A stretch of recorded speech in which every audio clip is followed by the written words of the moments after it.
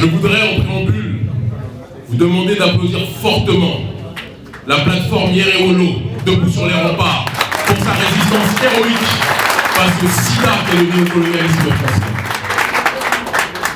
En nous interdisant, en réprimant cette manifestation le 20 janvier, je dis bien les autorités françaises, parce que nous ne mentons pas, les autorités maliennes n'ont fait que céder aux pressions de la mafia française en cette journée du 20 janvier. En nous interdisant, ils pensaient faire taire le combat. En nous interdisant, ils pensaient mettre à terre la résistance. Mais en nous interdisant, ils n'ont fait que donner plus de consistance à ce combat, parce qu'on n'interdit que ce qui est dangereux pour les intérêts du néocolonialisme. Si la résistance anticolonialiste au Mali était une résistance dénuée de sens, dénuée d'intelligence, dénuée d'orientation, jamais elle n'aurait été interdite. Si on a utilisé autant de moyens répressifs pour empêcher cette mobilisation de se faire, c'est parce qu'ils savent que nous sommes plus que jamais dans la bonne direction. Et donc je demande à chacun et chacune, plus que jamais, de maintenir le rythme dans cette démarche de résistance. J'ajoute, parce qu'il est important de le faire, que le motif fallacieux qui a été donné pour justifier l'interdiction était de dire qu'il y a un risque de Covid-19. Alors j'ai souri. Quelle est la maladie qui tue le plus en Afrique francophone depuis tant d'années? C'est la France-Afrique ou c'est le Covid-19? La France-Afrique tue nos présidents. La France-Afrique tue notre économie. La France-Afrique déstabilise nos pays. Et ils osent nous dire que nous risquons une maladie avec le Covid-19. Arrêtez vos plaisanteries. La seule et unique véritable maladie en Afrique francophone, en Afrique prétendument francophone, parce que là aussi c'est un terme qu'on nous a imposé, c'est la France-Afrique. Et ce que nous voulons, ce dont nous voulons guérir, c'est de cette France-Afrique. Et le meilleur moyen pour guérir de cette France-Afrique, c'est le panafricanisme. Le meilleur moyen pour guérir de cette France-Afrique, c'est la souveraineté. Le meilleur moyen pour guérir de la France-Afrique, c'est la solidarité. Le meilleur moyen pour guérir de la France-Afrique, c'est tuer la jalousie entre nous. Aujourd'hui, il y a des frères comme le frère Ben. Cerveau. Ben le cerveau. Je vous demande de l'applaudir, s'il vous plaît. Le petit frère prend des risques. Le petit frère n'était pas obligé d'aller dans cette démarche jusqu'au boutisme pour aller et devenir quelque part un nommé, non pas un élu, mais un nommé pour le peuple. Mais en faisant cela, il s'est mis à dos certaines personnes qui se sont dit pourquoi c'est lui, pourquoi ce n'est pas moi. Arrêtons ces histoires. Quand quelqu'un se lève, comme la sœur Amina Fofana, la responsabilité de chacun d'entre nous, quelles que soient nos nuances ou nos désaccords, c'est de nous soutenir. On doit arrêter à chaque fois de mettre des bâtons dans les roues dès que quelqu'un est mis devant, en première ligne, parce que l'impérialisme français observe. L'impérialisme français observe les dissensions entre nous. L'impérialisme français observe qu'un tel subit une offensive de certaines personnes qui ne comprennent pas pourquoi un tel ou une telle est en première ligne. Nous devons taire cela. La France-Afrique est un sida pour l'Afrique. Et la jalousie est un cancer pour l'Afrique. Nous devons lutter contre ces deux mots avec efficacité, avec énergie. La solidarité est le seul pansement qui nous guérira. La fraternité est le seul pansement qui nous guérira.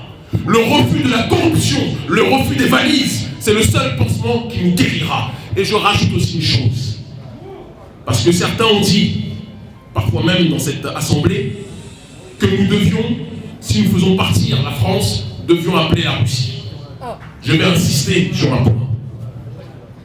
Oui, nous devons, par tous les moyens de notre disposition, chasser la présence française, parce que c'est un crime contre l'humanité, sa présence sur le sol africain. C'est une réalité. Mais, je dis que si nous faisons venir des partenaires, nous devons avoir un calendrier précis, un début et une fin. Parce que l'Afrique ne doit plus être jamais colonisée par personne sur cette terre. Modibo Keïta ne s'est pas levé pour que notre terrain soit un parc d'attraction pour les puissances étrangères. Vrai ou faux?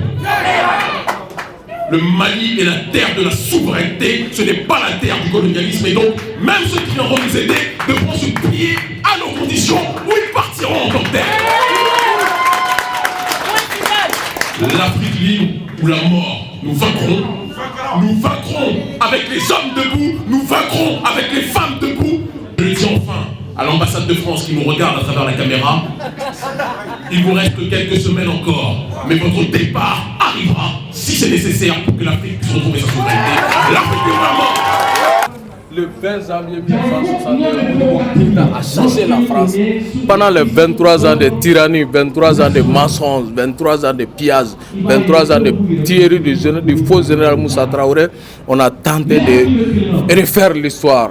L'armée malienne est créée le 1er octobre 1960, soit 7 jours près après la prise glorieuse de l'indépendance du Mali. Le 20 janvier 1961, Modibo Keïta s'est adressé au corps diplomatique demandant aux forces françaises d'évacuer les camps de Kati, de Tessalit et d'ailleurs. Donc c'est cela la vérité. Et le dernier soldat français a quitté le Mali le 5 septembre 1961. C'est ce qui s'est fait. Donc nul ne peut falsifier l'histoire devant nous. Donc c'est une honte quand je vois que même dans les programmes scolaires, c'est inscrit que le 20 janvier, c'est la date de la création de l'armée. C'est une honte et il est important que le peuple malien sache que le 20 janvier, c'est la date à laquelle la France a été chassée. Même si son pion Moussa Traoré a tenté de falsifier l'histoire et que par la suite, le même système sous Alpha ATT Ibeka et aujourd'hui sous Bandaou continue, nous n'allons pas accepter cela. Il faut que la vérité soit rétablie. Donc nous allons nous organiser pour sortir de nouveau le 26 mars 2020. Oui, la lettre d'information avait été envoyée au gouvernorat. Ils ont évoqué le prétexte fallacieux de Covid-19, alors que pour nous, c'est Covid-Barkhane qui est la plus forte menace aujourd'hui. Autant de M5 RFP, on a fait 4 mois de mobilisation historique. Pour nous, Covid était là, mais c'était dressé contre l'ennemi de l'intérieur. Et aujourd'hui, le combat est dressé contre l'ennemi de l'extérieur, comme stipulé dans notre hymne national. Donc pour nous, face à la priorité et à l'urgence, il faut faire face à l'urgence. Chercher la France aujourd'hui, c'est cela l'urgence pour nous. Modibo Keïta, depuis sa tombe, est très fier du peuple malien, de sa mobilisation, parce que le 20 janvier, ça a été une victoire éclatante. Comme le disent les détenteurs de la parole du Mandé, que la plus belle des victoires est celle qu'on remporte sans jamais se battre. Donc la manif a été réprimée, d'accord. Mais avant, on a donné de l'insomnie à Kourouba, à Bandaou et à ses hommes. On a donné de l'insomnie à Macron et à ses hommes depuis les Champs-Élysées. Donc pour nous, la mobilisation et la dynamique est encore plus forte.